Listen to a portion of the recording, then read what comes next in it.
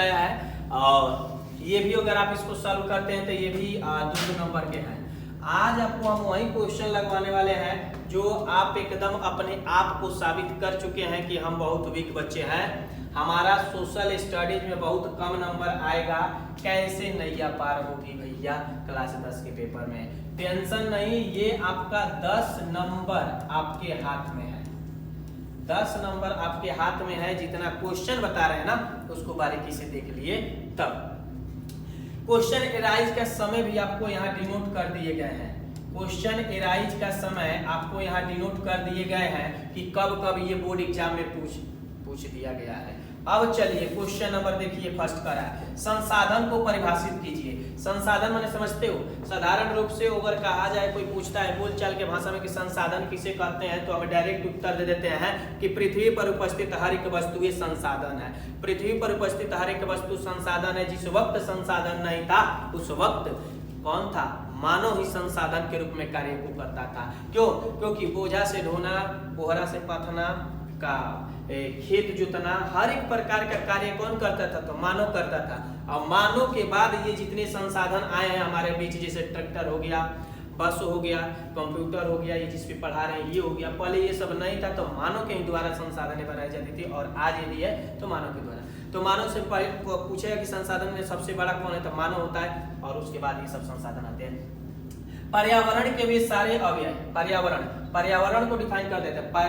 पर्यावरण परि प्लस आवरण, चारों तरफ से घिरा हुआ जो भी वस्तुएं हैं उसको हम कहते हैं वो पर्यावरण हो जाएगा। यानी कि पर्यावरण के सारे अवयव, आप समझ लीजिए कि पर्यावरण में जितने कुछ मौजूद हो गया आपको हम पहले ही डिनोट कर दिए, जो विद्यमान तकनीक की सहायता से मानव जीवन की आवश्यकताओं को पूर्ण करने की क्षमता रखते हैं। जी हाँ, अगर वो कुछ भी है और मानव जीवन के लिए सहयोगी बन गया है तो उसको हम संसाधन कह सकते हैं। अब समझ लीजिए कि ये जो पेन है, लाइट पेन, ये हमारे लिए क्या हो गया है?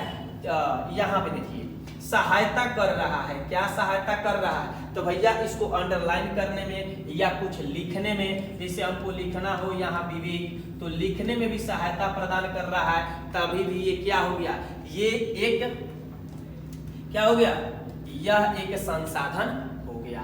तो आपसे बता दें कि ये संसाधन क्या होती है? तो पृथ्वी पर उपस्थित वो वस्तुएं जिससे मानव अपनी आवश्यकताओं की पूर्ति करता है या आवश्यकताओं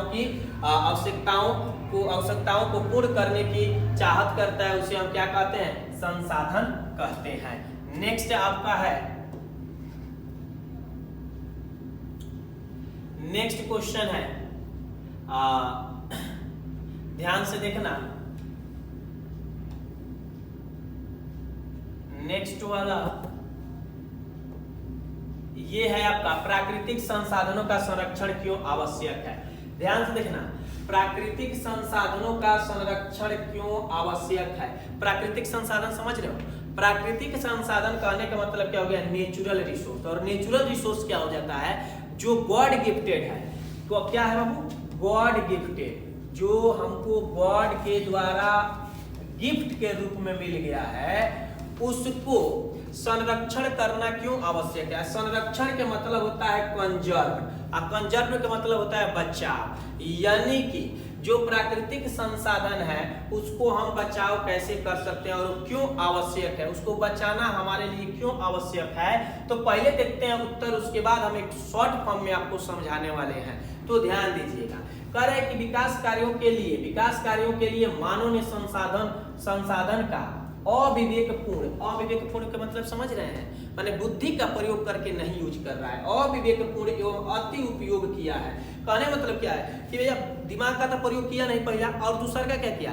लागत कम है ज्यादा लगाया। अविवेकपूर्ण एवं अति उपयोग किया। यही नहीं, अभी ना यहाँ नहीं, आगे देखिए क्या कहा।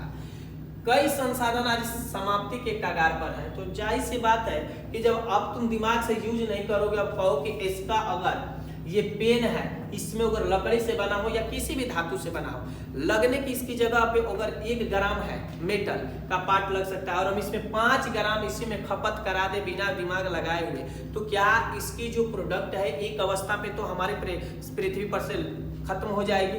तो वही कंडीशन यहाँ कर रहा है कि यही नहीं, कई संसाधन आज समाप्ति के कगार पर पहुंच चुके हैं। क्या पहुंच चुके हैं। अतः सतत पोषणीय विकास के लिए यह आवश्यक है कि संसाधन संरक्षण पर जोर दिया जाए। इसीलिए आवश्यक है कि संसाधन संरक्षण पर जोर दिया जाए। ये हमारे लिए बहुमूल्य है और इनके निर्माण में लाखों वर्ष लगते हैं। आपसे बता दें, लाखों वर्ष अगर एक बार समाप्त हुआ ना तो कोई 100 वर्ष लग जाएगा फिर उसके लेवल को बनाने के लिए। तो भैया अगर स्टूडेंट्स, भाई, दोस्त, अगर आप इस बात को समझ रहे हो ना तो जरूर फोकस करना कि जो भी प्राकृतिक संसाधन है उनको हम बचा कर रखें, ताकि हम भी यूज करें, आने वाला हमारा पीढ़ी भी यूज करे और उसके भी 2-3 जनरेशन यूज करें। क्योंकि जितना लागत है उतना ही हम लोग क्या करें, उसका प्रयोग करेंगे तो ये हमारे समाज से हट नहीं सकता है। संसाधन संरक्षण पर कई नेताओं और चिंतकों ने अपने विचार व्यक्त किए हैं, जिनमें महात्मा गांधी का नाम उल्लेखनीय है। जी हाँ, बापू जी का नाम उल्लेखनीय है। इन्होंने इस पे ज्यादा फोकस किया है कि इस प्रकार से जो भी प्राकृतिक संसाधन है उनको क्या किया जाए, बचाव किया जाए, और जिससे क्या हो, हमारी प्राकृतिक और पृथ्वी की संतुलन बनी रहे और